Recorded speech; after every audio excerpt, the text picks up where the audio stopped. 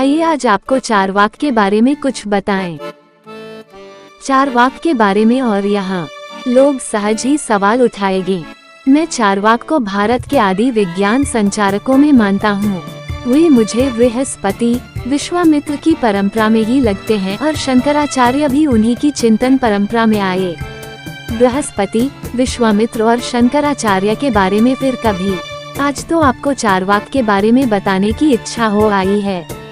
हमारी प्राचीन दुनिया में विज्ञान का कोई विशेषीकृत स्वरूप तो था नहीं, प्रौद्योगिकी और उन्नति भी कोई खास नहीं थी, मगर मनुष्य के साथ उसकी तार्किक क्षमता तो सदैव रही है। ऐसे ही एक तार्किक और विचारशील मनीषी थे चारवाक, एक समर्पित विज्ञान संचारक। उन्होंने कहा था, वन जो प्रत्यक्ष है वही प्रमाण है। दो, आत्मा का देह से पृथक कोई अस्तित्व नहीं है। 3, मृत्यु ही मोक्ष है। 4, न स्वर्ग है, न अंतिम मोक्ष और न कोई शरीर के परे आत्मा, न 4 वर्णों के कर्म व्यवस्था का कोई फल ही होता है।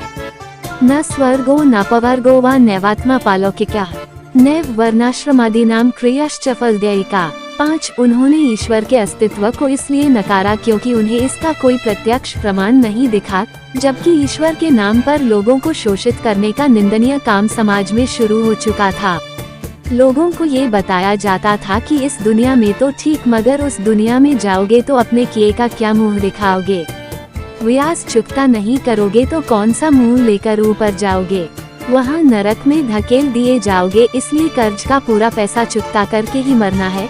लगता है दुष्ट साहूकारों, बाहुबलियों और कथित लालची पुरोहितों का दुष्चक्र तब पूरी तरह से हावी था, जो एक ओर तो लोगों को साहूकारों से कर्ज लेने को प्रोत्साहित करते, फिर उस कर्ज की वापसी के तरह तरह के अमानवीय हथकंडे अपनाए जाते, और मिथ्याभाषी पुरोहित भी उनसे गठजोड़ कर कर्ज लिए लोगों को स्वर्ग नरक का भेद समझाते।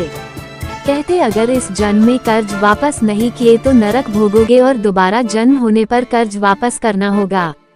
ऐसे ही परिदृश्य में चारवाक अवतरित हुए।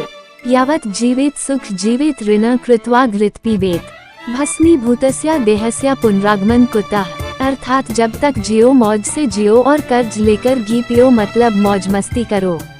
कैसी चिंता, शरीर के भस्म हो जाने के बाद फिर वह वापस थोड़े ही आती है।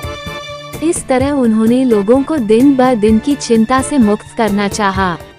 प्रसिद्ध विचारक और दार्शनिक अपने राष्ट्रपति सर्वपल्ली राधाकृष्णन ने अपनी पुस्तक इंडियन फिलॉसफी के खंड 1 में माना है कि चारवाक दर्शन युग को भूतकाल के उस बोझ से मुक्त करना चाह रहे थे जो उसे निरंतर दबा रहा था। चारवाक का ये कथन कितना तार्किक है कि मुक्ति चाहे शरीर से हो या द्वैक से, पूरी तरह से मरने के बाद ही संभव है, मतलब मृत्यु ही केवल मुक्तिदाता है।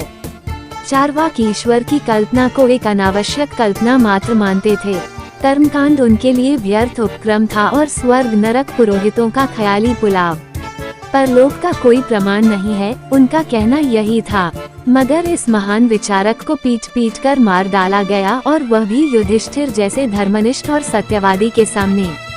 कितने कृतघ्न और बर्बर हैं हम अपने ही उद्धारकों के लिए।